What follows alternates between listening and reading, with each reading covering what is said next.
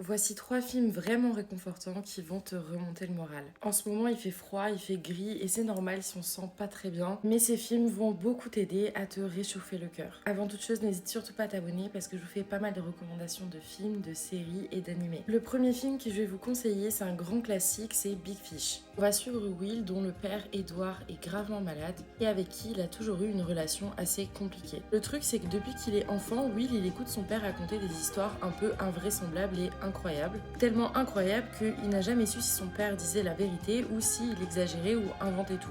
Au fil du film, on va suivre Will qui va replonger dans les récits de son père et c'est comme ça qu'il va découvrir qui était vraiment son père et la beauté qu'il y avait dans ces récits qui étaient un peu mensongers. C'est un film qui parle du pouvoir de l'imagination, de la réconciliation et tout simplement des liens humains. C'est un film fantastique qui est plein de magie et qui franchement réchauffe à mort le cœur. Le deuxième, c'est un film que je trouve ultra sous-coté, c'est Moonrise Kingdom. On est sur une petite île paisible dans les années 60 et on va suivre deux enfants qui sont assez spéciaux, Suzy et Sam. Les deux vont s'échanger des lettres et tomber amoureux et ils vont décider de fuguer ensemble pour échapper aux adultes qui ne les comprennent pas. Ils vont donc se construire un petit monde rien qu'à eux au bord de la mer avec des livres, des chansons, un chat et beaucoup d'innocence. À côté de ça, il va y avoir toute l'île qui va se mobiliser pour les retrouver. C'est un film qui est déjà visuellement réconfortant parce que c'est du Wes Anderson et que c'est beau et que c'est pastel. Vraiment, ça donne le sourire du début à la fin parce qu'on voit l'innocence des enfants et on est vraiment dans un monde où l'amour et la différence triomphent de tout, donc c'est vraiment hyper feel good. Le troisième et dernier, c'est clairement mon petit chouchou et je vous le donne simplement parce que c'est Noël et pour moi c'est un des meilleurs films de Noël de tous les temps. C'est un film d'animation qui s'appelle Klaus et qui est disponible sur Netflix. On va suivre Jester qui est le fils d'un grand directeur postal. Comme c'est un peu un fils à papa, il va être envoyé de force sur une île qui est glaciale. Genre l'île vraiment elle donne pas envie et il y va juste pour prouver qu'il est capable de travailler. Sur cette île, les habitants se détestent, ils s'adressent jamais la parole et Jesper qui est donc le facteur attitré de l'île est complètement désespéré et va découvrir par hasard Klaus. C'est un menuisier géant qui a clairement des airs du Père Noël et qui vit tout seul dans une cabane remplie de jouets qu'il a fabriqués